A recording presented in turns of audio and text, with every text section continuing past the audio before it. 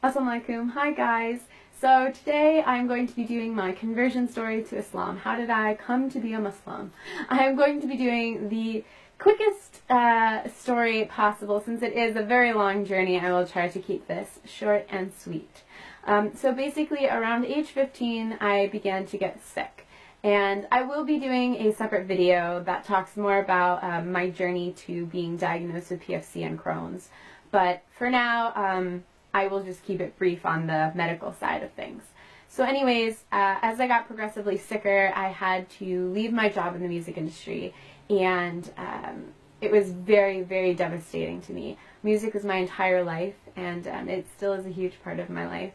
When I didn't have God, when I didn't have a faith, I firmly believe that God gave musicians their talent to be able to help kids who maybe don't have a strong faith in their life or don't have something else that's there for them, a parent, a loved one, something. Music was that sanctuary. It was that hope. Those lyrics rang true to me. So ever since I was young, I knew I wanted to work in the music industry, and I worked my butt off to get to where I was. And I was doing some incredible tours, and I was having the time of my life, and I met incredible people, and one of which really stood by me during these tough times. We both had anxiety issues, and we would kind of help one another cope with our anxiety while we were on tour. So when I was on my last tour with this friend of mine, I pretty much knew that that was the end, that I wasn't going to get the opportunity to tour after that ever again. And that was devastating. I don't even have the words to explain to you what that feels like. And so he really helped me through being sick on tour and, you know, being anxious about being so far from home and my family and being so sick. He was there and really helped talk me out of panic attacks and things like that. So I'm eternally grateful for that. And likewise, I did my best to help him through his triggers and different anxious scenarios. So moving forward, when I got back home, I started going to different doctors, and nobody could figure out what was going on with me. And during this time, my mom was an incredible support, but also my best friend, Kristen. She was there for me, and she was the only other person outside of my friend from tour that could really reach me and talk to me when I was having an anxiety attack. Any of you guys who have anxiety issues know that when somebody comes to you during an anxiety attack and says, "Oh, it's going to be okay, calm down," you can't just shut it off. It doesn't work that way. So it's rare to find a person that gets you and gets your pattern of thinking and can get you out of your sort of anxiety spiral that you're going through. So she was there for me through thick and thin, through all the procedures I went through. And then she met her husband, and you know, mashallah, he's a great man, and they were so cute together. But when they did meet, I was still very, very sick, and she fell in love very quickly, and they got married very quickly as well. And she moved down to South Carolina. And for those of you who don't know, I live up in New York. So that's quite the hike. So as she left, that really left me feeling very alone, because previous to that, my friend from the music industry had passed away. He had died in a motorcycle accident, and it left me feeling like I was in this anxiety bubble all by myself. Nobody could get me out of those anxiety spirals that I would start going down. And just as I lost these two people in my life, I had to go in for the biggest procedure that I had ever endured. And it was the scariest moment of my life. I sat in my hospital bed.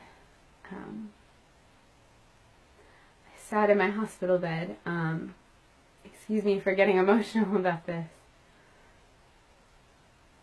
And I called his phone and listened to his voicemail. Because I half expected for him to pick up the phone. And obviously he never did. And at that moment in time I realized, Kendall, you're alone. You're alone in this, and not in a negative way. I know that I had family that loved me, but this life, you come into it alone and you will leave it alone. And something clicked in my mind, and I realized that I wasn't in control of this life. This wasn't me holding all the cards. That there was something more. And after I came out of surgery, if you guys have ever had surgery, you've ever been under MAC anesthesia, you know that you don't remember very much from the first maybe half hour of you coming out of anesthesia. I'm sure you guys have seen the funny videos here on YouTube of people talking and whatnot after getting anesthesia.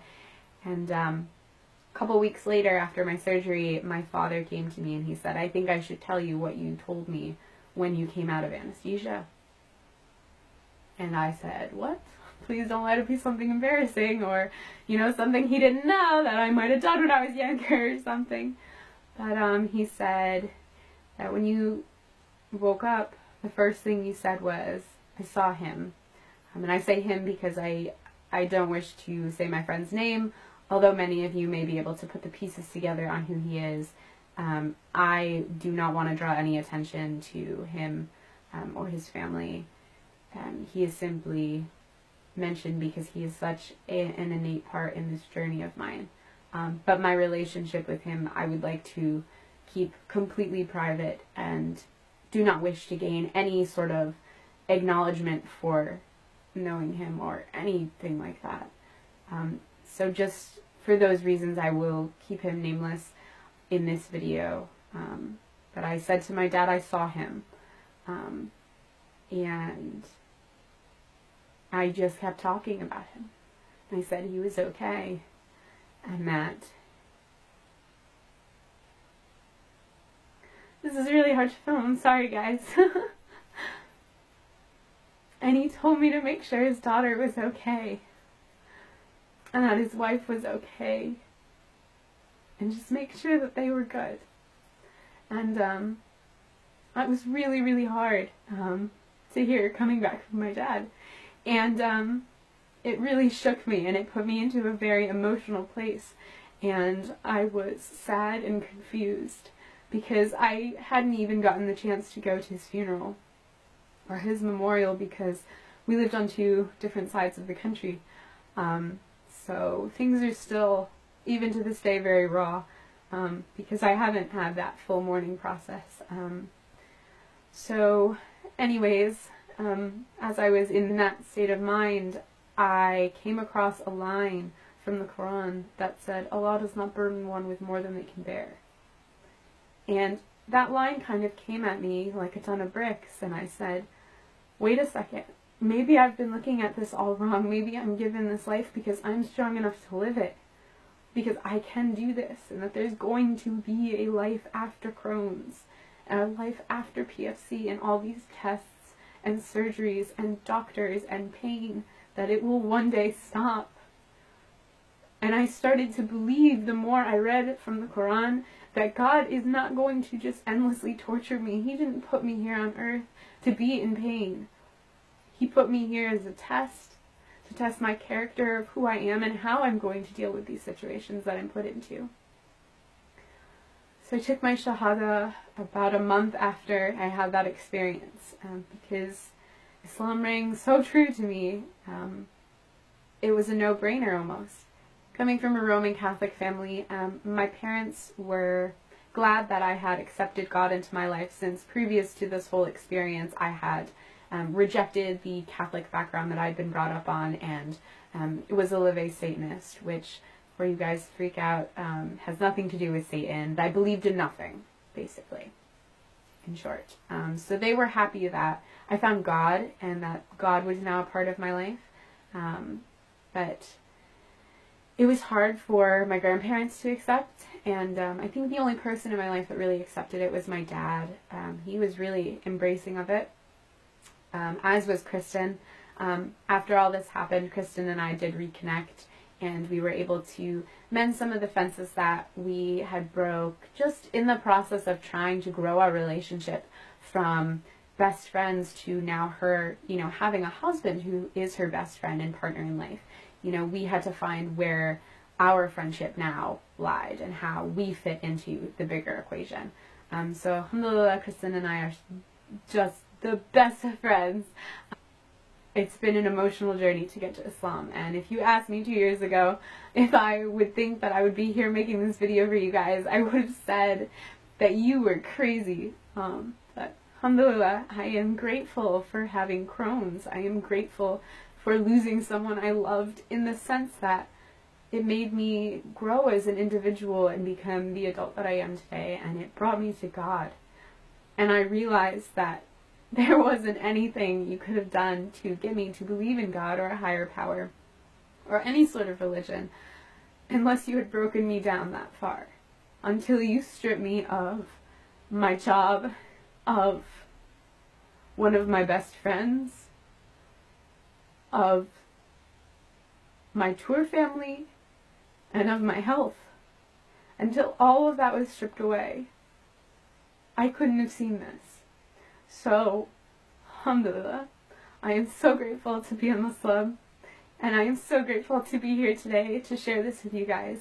And I'm sorry that I got so emotional telling this story. I don't usually tell my story. I usually kind of just say, you know, I was Catholic and now I'm Muslim. But that's how it happened. So if you are also a revert, I would love to see your stories. So let me know if you have a conversion video or you want to tell your story to me down in the comments below. Please feel free. You can also contact me on my blog, as well as see me on Instagram and Twitter. So I hope you guys are doing well, inshallah. And if you have any other questions, feel free to ask down below. Thanks. I love you guys for the sake of Allah subhanahu wa ta'ala. And I am so happy to be your sister in Islam. Bye guys.